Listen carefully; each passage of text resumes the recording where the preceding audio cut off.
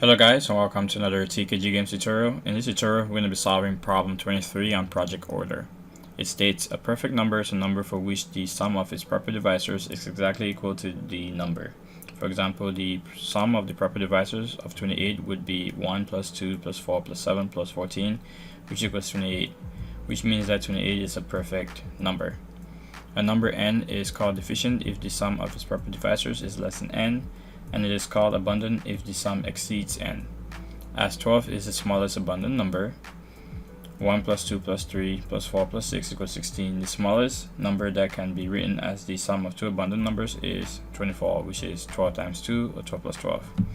By mathematical analysis, it can be shown that all integers greater than 28,123 can be written as the sum of two abundant numbers. However, this upper limit cannot be reduced any further by analysis, even though it is known that the greatest number that cannot be expressed as the sum of two abundant numbers is less than this limit. Find the sum of all positive numbers which cannot be written as the sum of two abundant numbers. Alright, so this one of those problems that it's fairly easy to solve. However, I went crazy and I thought if I use divide and conquer, then it might improve the base solution I came up with, which really didn't do much. So what I'm going to do is show you guys the way to get the base solution without having to do a lot of calculations or in divide and conquer code or threads. And the runtime is pretty much even better than using threads, just a little bit better. I don't even know how that's possible, but maybe I just did a bad job with the thread creation program. So let's go ahead and actually implement this. Alright, so let's go ahead and create a Java class. Call this one known abundant sum. Alright, so now that we have that, first thing we want to do is we need to figure out how to get the status of an abundant number. So it's going to be private static boolean is abundant number. Gonna take in the value. So what we want to use the square root algorithm to get this. So we need a variable to keep the square root, and this is gonna have to cast this to int. I'm gonna use the math that square root and pass in the value. Next, what I want to do is keep a list. This is going to be a list of the proper divisors, and I want this to be a hash set just so that we don't have any duplicates. Alright, because with this algorithm you can have duplicates, so using something like a list or an array list might just not work in this case. Then we need the variable to hold the sum. Alright, so now I'm just got to create a loop. I'm going to say for use v is going to start at 2. So if we're starting at 2, that means that we have to add 1. Alright, because the only way that we're going to get the value itself is if we have the value divided by 1, and since we're starting at 2, that's never going to happen. So you can add 1 right before the loop or after the loop. Alright, so next what I want to do is want to say that if v is less than or equal to the square root, say v plus plus. Next we're going to say that if the value mod v is equal to 0, then we can do this in pretty much one line. So we're going to say v dot add, or list dot add v, and then list dot add value divided by v. Alright, so now we can just go ahead and sum things up. We can use a for each loop here. I'm going to say there d in the list. Okay, that's what I wanted. There d, pass in the list, and the sum is gonna plus equal to d. Alright, and you're just going to return sum greater than value.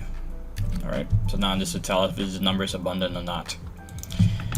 Next, what I want to do is want to generate the base at abundant numbers so that we can use this to generate the rest of the abundant numbers. Okay, so let's make this a list.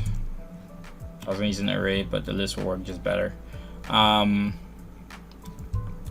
let's use a list here of integers, and we're going to call this a list. And this is going to take in the limit, right? So what do we need? We need a list to hold things, so this is going to be a new array list. Since there's not going to be any duplicates here, we can use an array list. Let's take in the integers. Then what else do we need? I think that's all. So we can create a loop. So for v, we started at 12, right? And v is less than or equal to the limit, do v plus plus. Next, we're going to use the is abundant method that we wrote earlier, pass in v. And if v is abundant, then we want to go ahead and add that to the list. Add v.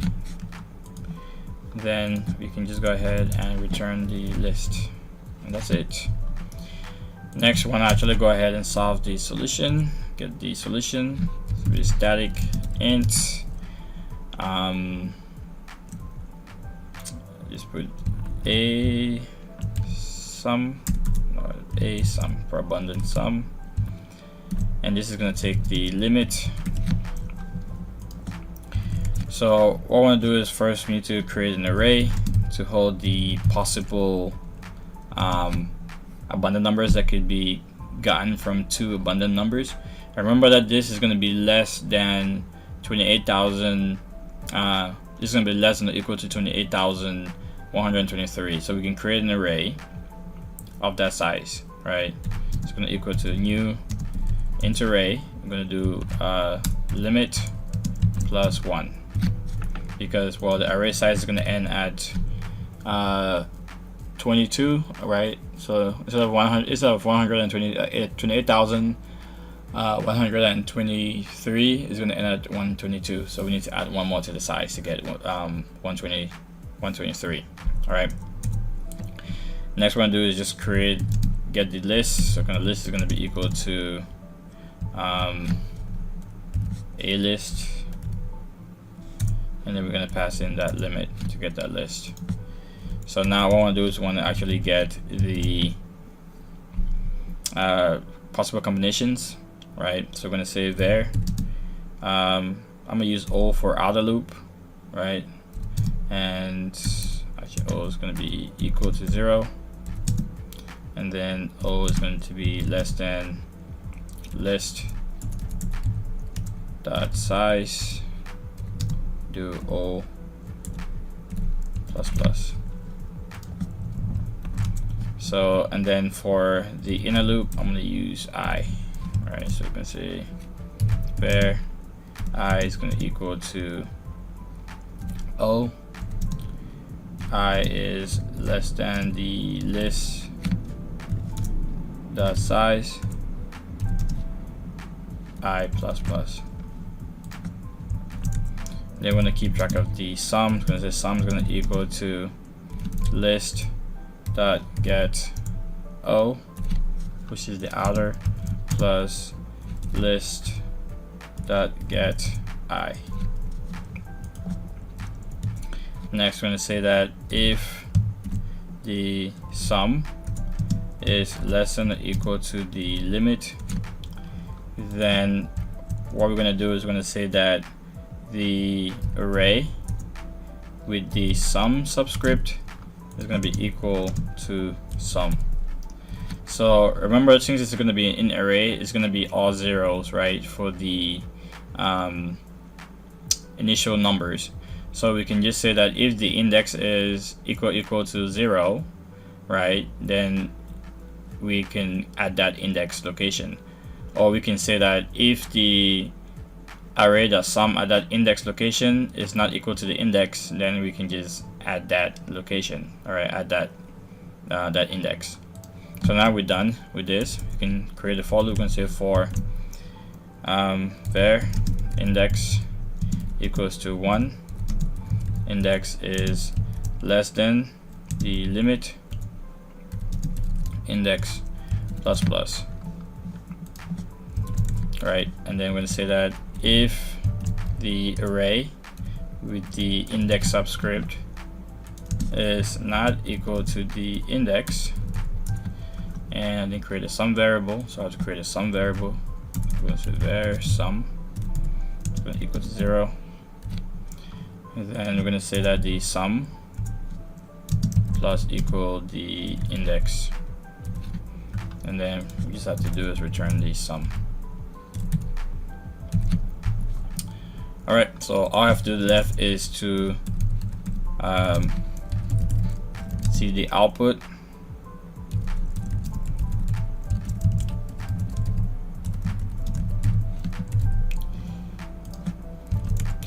So we're gonna do just start is gonna equal to system dot current milliseconds, and we're gonna do SRT here, and we're gonna do what I call it, asum. Oh yeah, so asum, and then we're gonna pass in 28,123. Then we're gonna create the n to get the end time to system dot current milliseconds. Then we just gotta calculate the actual time in seconds. So this is going to be double n minus start, and we're going to divide this by 1000. Alright, and let's run this. This should give us the output. Alright, so the code runs roughly in 0.034 seconds. Alright, as you guys can see. And if you're pretty much done with this part, you can go. What I'm going to do is just show you guys what the optimized solution looks like. So here you can see this code is pretty short, right? And when I wrote the other one, let me show you guys right here. So this is the other solution that I wrote, and you guys can see the time complexity here. This is the time complexity. So what I did was the same thing. I wrote the isAbundant method, right? And then I used parallel streams to actually get the sum faster, because it's going to use threads with the Java 8 stream API.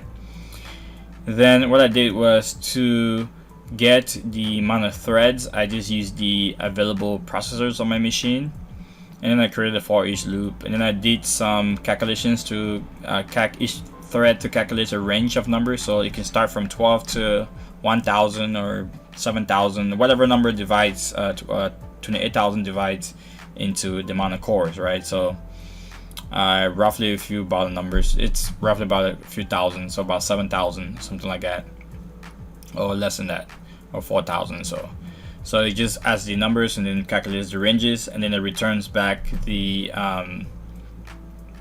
abundant base list here. And then all I do is I just fork the I just join the threads, right? And then I can calculate the list of lists. I get the list of all of the abundant numbers. And then here what I do is I take the list of lists and I create another divide and conquer where it generates that list for me. And all of the other classes that I have here are pretty much just runnable classes with the start and end numbers, and just stores this in an array. As you guys can see here, a list I just passed through, and what this does is just sums the start and the end location in that list. This way I can just get back the values in between the numbers, in between the array, and then just add those up at the end after all the threads are done.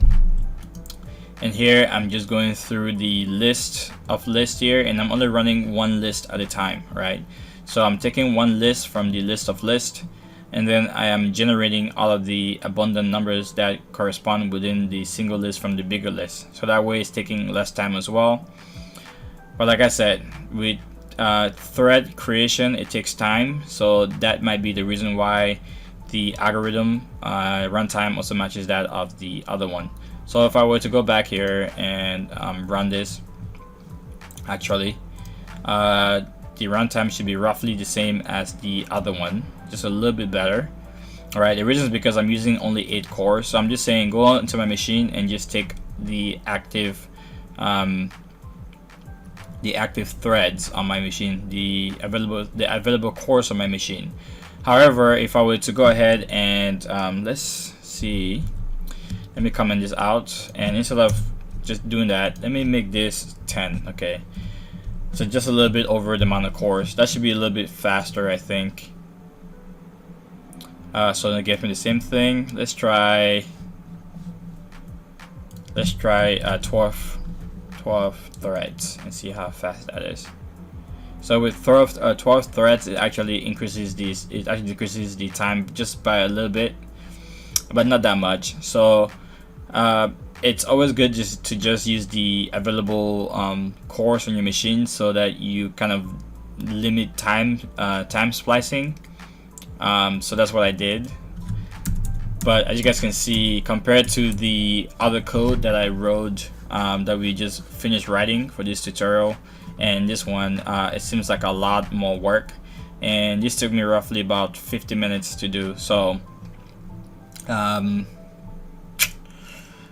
don't know, I'm not satisfied with this part. I thought it would be faster, maybe like 0.03 something, or a little bit smaller than that, but I guess I kind of wasted 50 minutes of my time. Alright guys, well, this will be it for this tutorial. I'll see you guys in the next one. Have a good night. If you like my tutorials, please subscribe to my channel and like my videos. Bye bye.